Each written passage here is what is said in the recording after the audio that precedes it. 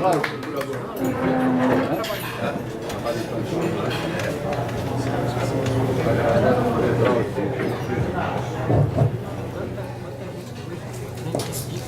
uma boa tarde a todos.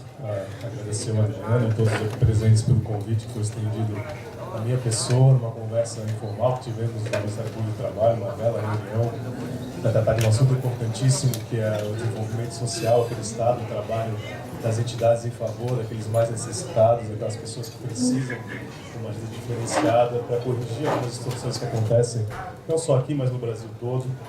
E como o Ministério Público do Trabalho tem um programa que trata especificamente disso, a nossa conversa foi bastante proveitosa. Eu informei o Adriano que eu tenho uma notícia importante para passar para ele nessa reunião. E eu sei que o trabalho do Ministério Público do Trabalho, especificamente, para quem é no ramo jurídico, claro, conhece um pouquinho mais, mas para as pessoas, as demais pessoas da sociedade de diferentes formações, ele às vezes é um pouco misterioso, um pouco confundido com algumas outras entidades.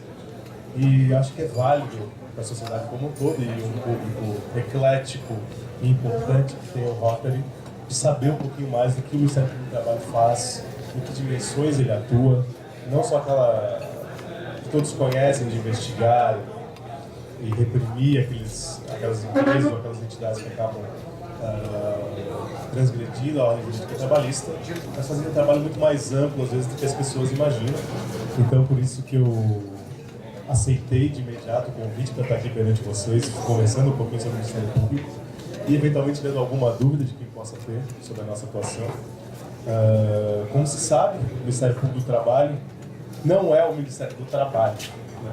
Normalmente, sempre sem essa confusão inicial de que o Ministério Público do Trabalho seria o Ministério do Trabalho. O Ministério do Trabalho é um órgão do poder de polícia administrativo, do poder executivo, que fiscaliza e reprime as suas fiscalizações de empresas e órgãos que contratam de forma irregular em relações de trabalho. O Ministério Público tem um viés mais próximo ao promotor de justiça, e é exatamente isso que nós fazemos no âmbito trabalhista. Nós investigamos aquelas situações mais importantes para a sociedade na seara trabalhista e levamos isso ao termo de conduta ou ao motivo de processo na Justiça do Trabalho para corrigir aquelas distorções que a gente visualiza no âmbito trabalhista. Então, a Constituição Federal nos deu essas prerrogativas para que a gente pudesse, então, buscar dentro da sociedade aquelas situações mais graves e que prejudicam a sociedade como um todo no âmbito trabalhista e ter os meios para corrigir isso. Quando eu passei no concurso, eu lembro da minha mãe perguntar: meu filho, o que exatamente que você faz que eu não consigo entender exatamente isso? Então eu falei: mãe, pense os direitos dos trabalhadores mais importantes, aqueles da Constituição Federal, as situações mais dramáticas em relações trabalhistas, como o trabalho em condição análoga de escravo, o trabalho de crianças e adolescentes, que eu estou muito vinculado aqui no Estado, os sindicatos que não fazem o trabalho com lisura, com probidade. Pense na administração pública que contrata de forma irregular, sem processo seletivo, sem recurso público. Esses casos mais graves exigem que o promotor de justiça, ou no caso o procurador do trabalho, adote uma providência em favor da sociedade. E é isso, mãe, que eu faço. É esse trabalho em favor da sociedade que eu busco fazer no meu dia a dia. Hoje, como procurador-chefe, tentando organizar a instituição para que a gente tenha uma ação coordenada e bem administrada e que a gente consiga dar a resposta que a sociedade merece, principalmente num momento tão crítico do país, de uma crise socioeconômica quase que sem precedentes, onde as relações sociais se afloram, tornam-se mais complexas e complicadas, até às vezes mais agressivas, e uma atuação do órgão, como o Ministério Público do Trabalho, é de fundamental importância para compor todos esses interesses e que as relações de trabalho continuem profícuas como a gente espera que elas sejam. Então, um exemplo muito claro da nossa atuação, que é o mais conhecido, é a atuação de âmbito repressiva do Ministério Público do Trabalho. É aquela situação em que a gente recebe uma denúncia, que a gente busca as informações e descobre que possivelmente há uma irregularidade em determinada empresa, em determinado órgão público. A irregularidade trabalhista não merece uma atenção. Vamos dar exemplo, por exemplo, de uma empresa que está contratando menores de 16 anos, o que é absolutamente vedado pela Constituição Federal, salvo a condição de aprendiz. Esperamos que não seja esse o caso, está sendo uma boa exploração da mão de obra de trabalho infantil. O Ministério Público recebe essa informação, ele primeiramente vai investigar para ver se procede o que está sendo afirmado ali, a denúncia que a gente levantou no primeiro momento. Colhidas as provas, aí normalmente com o auxílio do Ministério do Trabalho, que nos fornece subsídios com autos de infração para colocar provas no nosso inquérito civil, entre outras informações que a gente consegue por meio de testemunhos, por meio de filmagens, por meio de vários meios de prova que o Ministério do Trabalho consegue produzir dentro do inquérito civil, que é o elemento de investigação que nós usamos. Nós então vamos tentar corrigir o que a empresa está fazendo de errado, porque realmente não pode explorar a mão de obra infantil. Quais são as possibilidades que o Ministério Público tem para corrigir essa transgressão à ordem jurídica? Primeiramente, nós estamos ali para apenas condenar a empresa, mas nós estamos para negociar uma melhoria, uma correção daquela irregularidade.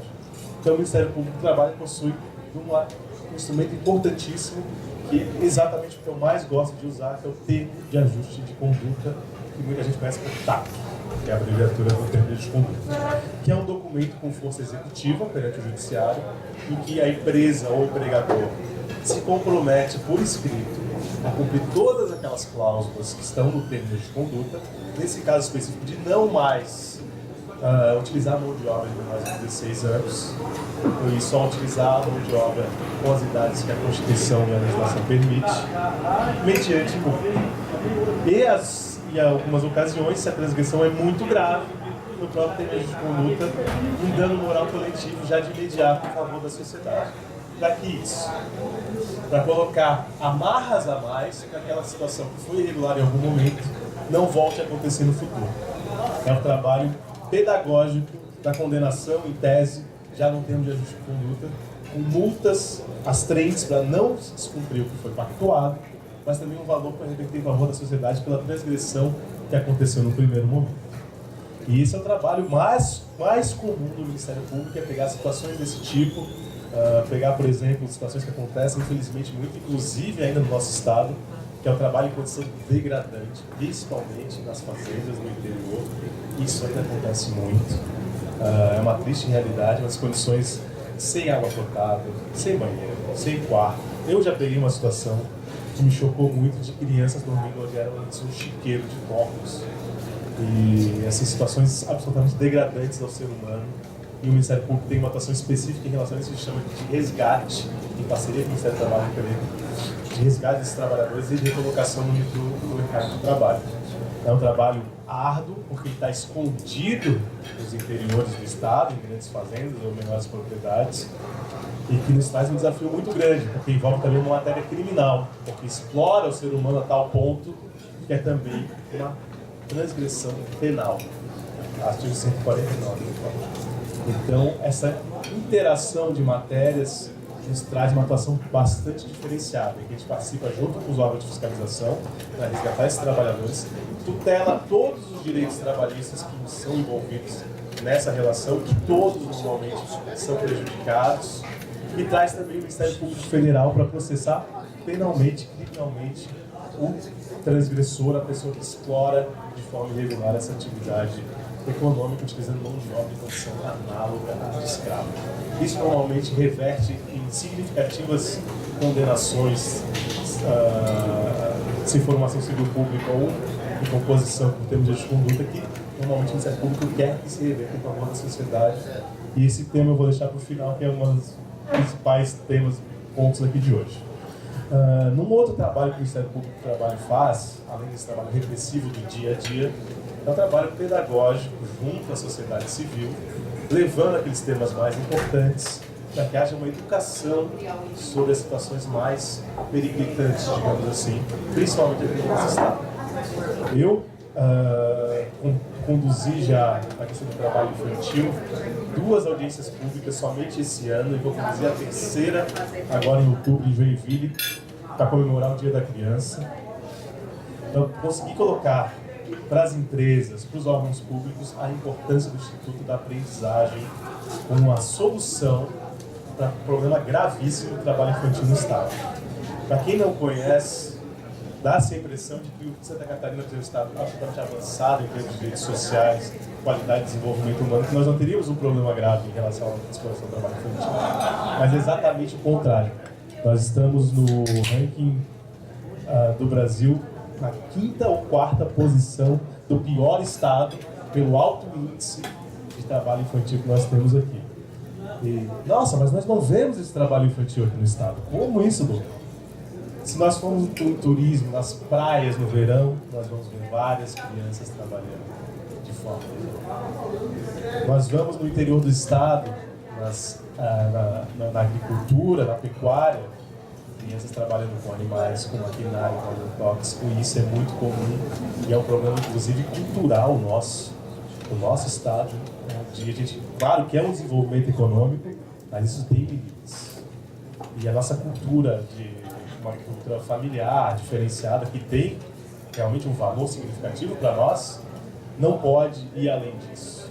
Claro que o jovem tem que aprender um ofício, ele tem que manter a cultura da família, ele tem que preservar isso, mas tudo tem um limite. Uma coisa é a criança aprender, ter uma educação, fazer um afazer dentro de um afazer doméstico, mas como meio de educação, algo razoável.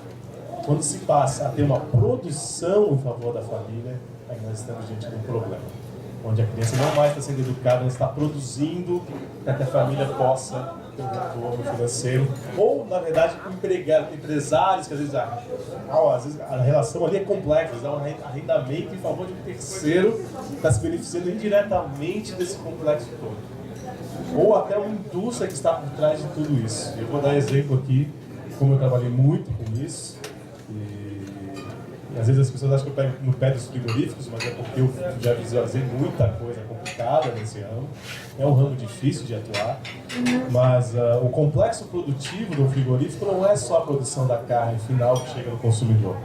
Ela envolve desde o início a criação dos animais, e isso a gente chama de um contrato de integração, onde o produtor está vinculado diretamente à indústria, e a indústria acaba fechando os olhos para o que acontece na produção. E aí acontecem os problemas mais graves, com a falta de cuidado com a saúde e higiene e a mão de obra infantil aparecendo nessa produção. Isso vai acabar favorecendo o destinatário desses produtos que vai explorar industrialmente isso. E nos torna essa relação de combate a esse problema muito mais difícil. Porque nós temos que combater toda uma rede contra um problema grave que é o trabalho infantil. Então, claro que a indústria não quer isso, né? Não quer que o produto tenha essa imagem, mas ela tem dificuldade de controlar, mas ela ao mesmo tempo tem uma responsabilidade para que isso não aconteça. Então o Ministério Público faz um trabalho educacional em relação a isso, para que o empresário que está vinculado a uma cadeia produtiva cuide, que tenha uma fiscalização desses contratos para que não haja exploração do trabalho infantil, para que não haja transgressão de direitos, para que não haja condição de trabalho perigosa, insalubre e que expõe a risco acentuado os trabalhadores. E como eu já visualizei isso muito, eu tenho visto que as pessoas têm respondido. As audiências públicas, por exemplo, nos colocaram hoje como o segundo estado que mais contrata aprendizes. Então, esse trabalho, primeiro repressivo que eu falei para vocês, é o carro-chefe lá do Ministério Público do Trabalho. Mas na minha concepção de procurador, não é o mais importante. O trabalho pedagógico, a gente consegue mostrar para as pessoas o que está errado e solicitar uma sensibilização social para que faça diferente, é onde eu acho que a gente consegue uma resposta muito mais importante da sociedade. Porque ninguém realmente quer que a gente tenha essa situação de trabalho infantil, de trabalho escravo. A gente não quer sindicatos que são palanque político para a impunidade. A gente não quer uma administração pública que contrate fora do que a Constituição fala. A gente não quer essas transgressões básicas de não pagamento de hora extra, de trabalho de 12 horas por dia, 15 horas por dia, jornadas exaustivas, em que o trabalhador não tem nenhuma vida em casa. E isso o Ministério Público tenta colocar não só da forma de reprimir, mas também da forma de fazer um trabalho educacional. Um trabalho muito importante que não foi da minha pessoa, mas uma pessoa que eu admiro muito, a doutora Kézia. Ela tem uma que se chama de Semana da Inclusão da Pessoa com Deficiência, inclusive com um dia que se chama o Dia T. Ela promove dentro de uma semana uma espécie de workshop em que as empresas são convidadas a conhecer o trabalho das entidades que tratam das pessoas com deficiência e incluí-las no mercado de trabalho. Não apenas colocá-las, mas incluí-las. Dar um trabalho com condições de que ela desenvolva uma vida social, que ela desenvolva uma vida como todos os outros. E é isso que a pessoa com deficiência busca. Não busca uma ajuda adicional da sociedade, ela quer entrar na sociedade, ela quer participar da sociedade. Então esse trabalho educacional que a doutora Kézia tem feito para a inclusão de pessoas com deficiência no mercado de trabalho é absolutamente fantástico. Esse ano já passou, mas eu convido quem tiver interesse, ano que vem, que conheça a Semana Inclusiva, concluída com o dia D. Eu sei que ano passado eu vi os dados desse ano, mas assim, o número de contratações de pessoas com deficiência foi absolutamente significativo aqui no estado. E assim nos dá uma esperança de que um problema que a gente tinha que era não conseguir que essas pessoas com deficiência fossem contratadas, nem o mínimo que a lei exige às vezes. Conseguimos reverter um pouco esse quadro e hoje nós temos pessoas com deficiência sendo contratadas, trabalhando em igualdade de condições com outras pessoas. E isso nos traz uma alegria muito grande como Ministério Público de que o trabalho social está sendo feito. E não é só mérito nosso, porque há vários outros parceiros que nos ajudam nesse desiderato, nesse objetivo. Então, nós temos dentro do Ministério Público alguns fóruns. Eu coordeno de Fórum de Combate ao Trabalho Infantil, como o Adriano já falou. E eu tenho nós temos um outro fórum, que aí talvez seja uma questão que dá mais absoluta importância para todos nós, que é o cuidado com o meio ambiente do trabalho. Nós temos um fórum, uma coordenadoria específica, que eu diria para vocês, 80% a 90% dos nossos inquéritos, das nossas investigações, estão vinculados ao tema meio ambiente do trabalho, ou seja, preocupação com saúde, segurança e qualidade de vida dos nossos trabalhadores. E nesse ponto o Ministério Público atua em todas as áreas, desde reprimir o empregador que está em condições irregulares ou perigosas de trabalho, desde um trabalho promocional para promover campanhas para a melhoria, por exemplo, do trabalho em altura, da construção civil e outros ramos mais perigosos. Dos frigoríficos nós temos um projeto de ergonomia, para ter ergonomia no trabalho e o trabalhador não sofra consequências futuras que ele nem consegue dimensionar quando entra numa empresa com essa atividade específica. Nós temos também cobrança do poder público que tenha políticas públicas voltadas à saúde e segurança do trabalhador. Ou seja, nós vamos cobrar do gestor público. Gestor, nós precisamos de campanhas, nós precisamos de fomentar a preocupação com saúde e segurança do trabalho. E um exemplo do que nós fizemos recentemente foi, para quem não conhece, então existe um órgão que se chama CERESH, que é um órgão, um Centro de Referência de Saúde do Trabalhador, que é um órgão preocupado com a saúde do trabalhador, especificamente no âmbito municipal. Porém, não é um órgão vinculado a um município só. Cada CERESH abrange uma gama de municípios. De Florianópolis, por exemplo, abrange Biguaçu, Santo Amaro, mais ou menos uns 30 municípios. Do Blumenau, do Vale do Itajaí, o de Chapecó, abrange toda a região oeste. E o que aconteceu aqui recentemente que o Ministério Público e todas as entidades se levantaram para tentar resolver? Queriam em Florianópolis desativar o CERESH, esse Centro de Referência de Saúde do Trabalhador. Por quê? Porque o município achava que era muito onerado e ter que atender os outros municípios. E nós conseguimos, com um trabalho social, um trabalho promocional, junto aos gestores, de que essa providência era equivocada. Existe um financiamento, um cofinanciamento nacional, federal, para que se mantenha essas entidades, mas principalmente da importância de ter um órgão preocupado com a saúde do trabalhador no âmbito regional. Então, a desativação do CERESH vai trazer um prejuízo inimaginável para os trabalhadores daqui. E qual foi o principal ponto de convencimento? Florianópolis, eu sou daqui, é uma referência para o Estado e para a região. Não pode abrir mão de um serviço tão fundamental, que é uma preocupação com a saúde do trabalhador, ainda que envolva outros municípios, porque eles são vizinhos nossos. Nós somos a referência dos municípios limítrofes de Florianópolis. Nós não podemos abrir mão de algo tão importante para a sociedade, para algo que a região toda precisa, e deixar isso morrer porque algum gestor público não se atentou a essa importância. Então nós fomos levar esse trabalho diferenciado, de convencimento, saindo do nosso dia a dia para dizer: o município mantém o Sereste atuando em Florianópolis, na região de Florianópolis, porque é um órgão importantíssimo para a saúde do trabalhador de Santa Catarina e principalmente da nossa região. E isso foi um exemplo para que todos os Serestes se mantivessem ativos nas suas áreas de atuação. E o Sereste, além do Ministério do Trabalho, que nos ajuda muito, é um órgão que nos traz muitos elementos para que a gente melhore a condição de trabalho dos trabalhadores de Santa Catarina. Trazem inspeções que visualizam situações de risco para o trabalhador, nos colocam isso para o Ministério Público e nós atuamos para corrigir essas distorções que acabam acontecendo.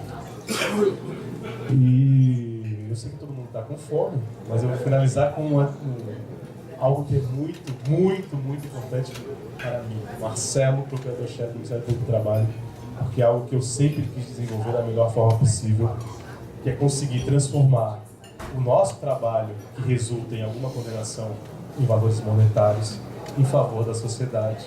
E isso que nos aproximou, a Adriana e eu, numa conversa, porque o objetivo social do Rotary é trazer serviços em favor da sociedade que precisa. E o que o Ministério Público do Trabalho quer é isso.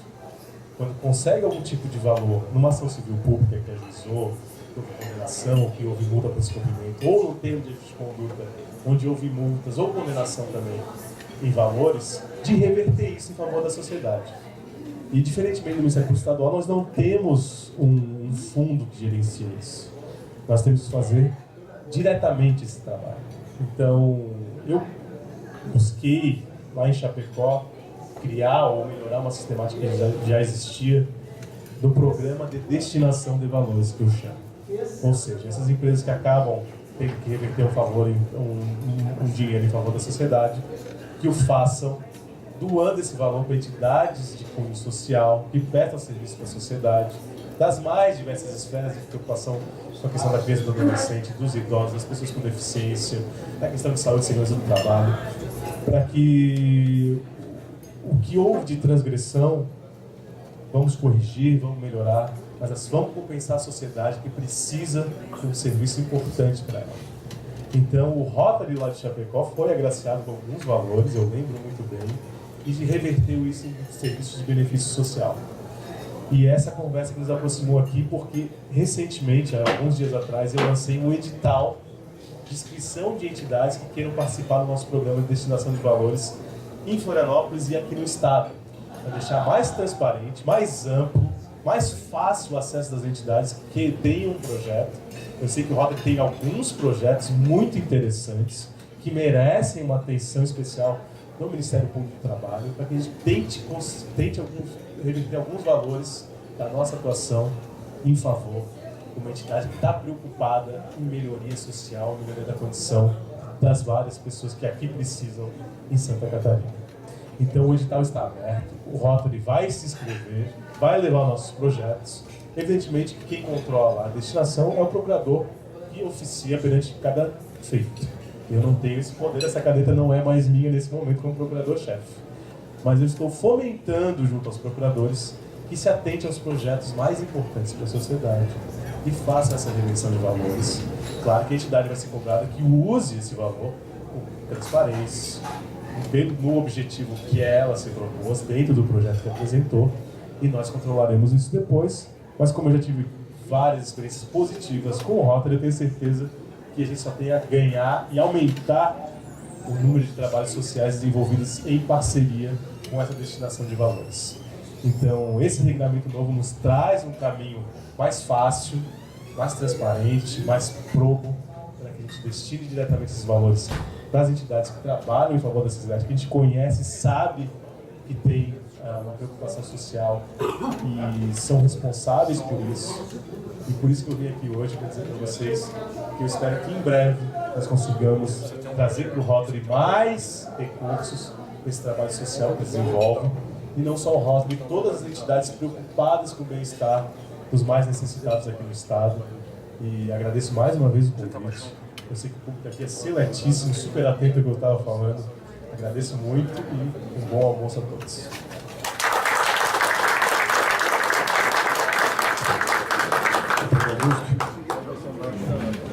Doutor Marcelo, uma boa tarde, parabéns pela brilhante palestra, parabéns também pela carreira, aos 37 anos nessa posição, com tanta responsabilidade. Mas tem uma pergunta, tem duas perguntas. Uma me incomoda há muito tempo, há muitos anos. Por que às vezes a família lá do pequeno agricultor, não estou falando em agricultura mecanizada, nem com agrotóxicos, etc. Aquela tradicional. A criança de 8, 10 anos vai dar uma ajuda para o pai e a mãe e, como já saiu na televisão, os pais estariam sujeitos à punição. Em reportagens na televisão. Enquanto que os nossos queridos, nós gostamos também, artistas, cantores, de novela e cinema, os filhos são encaminhados para o trabalho tão prematuramente, até como bebê. O que o Ministério tem a pensar a respeito disso?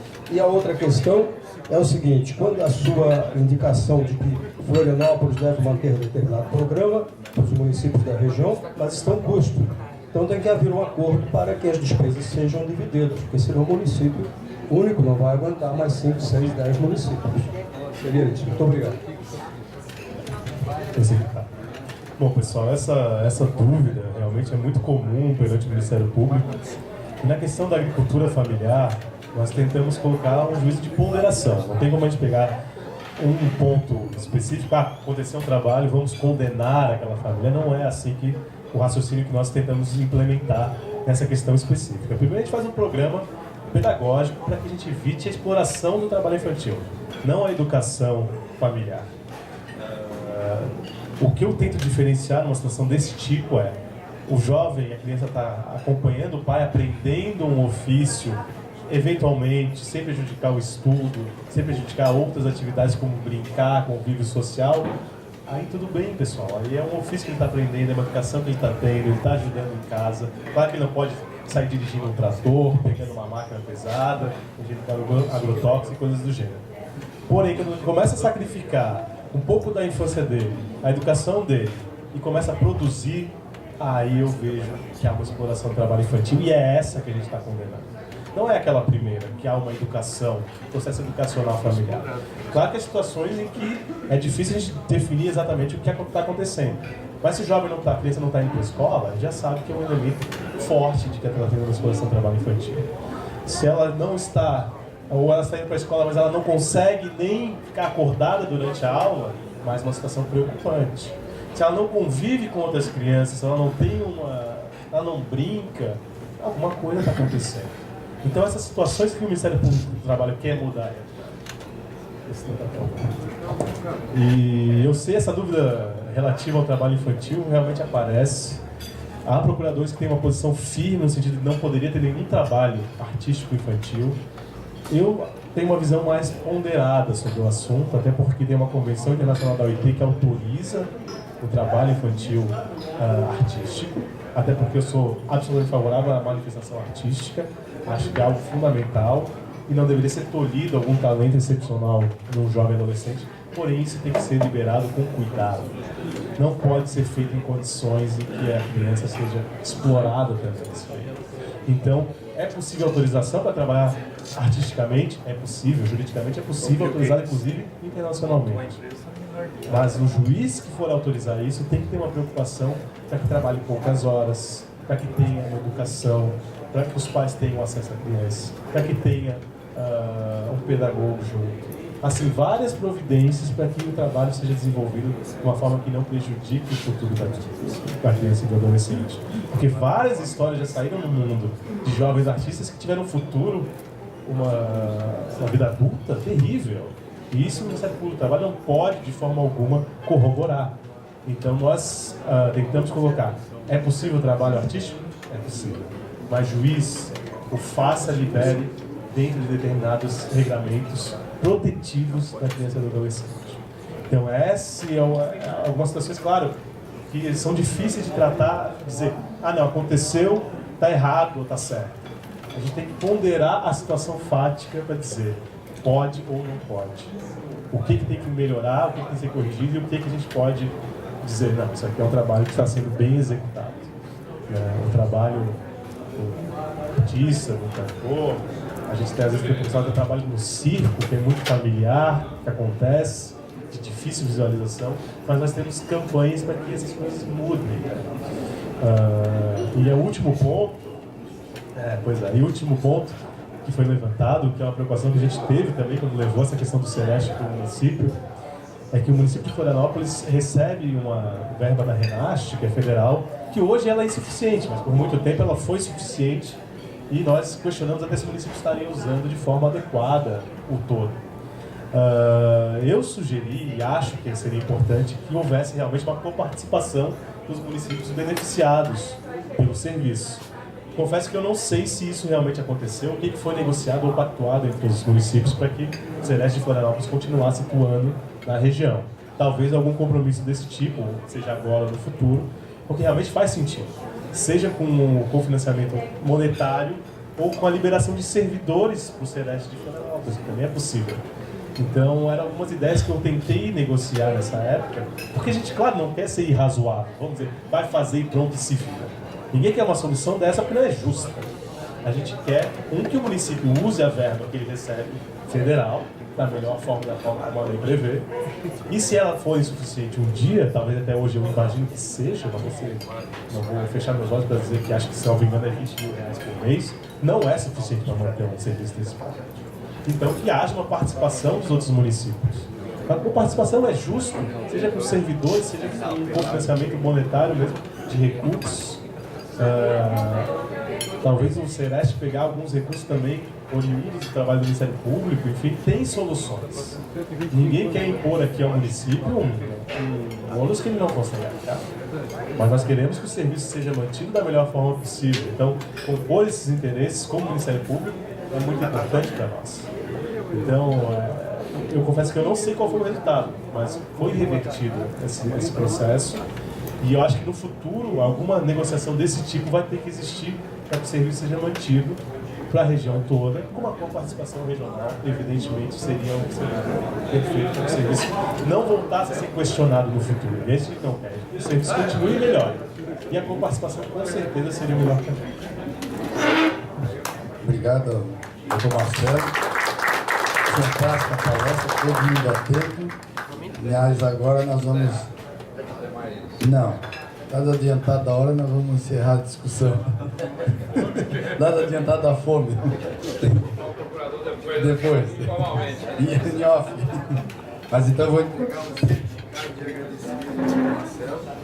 Deixar o registro da palestra.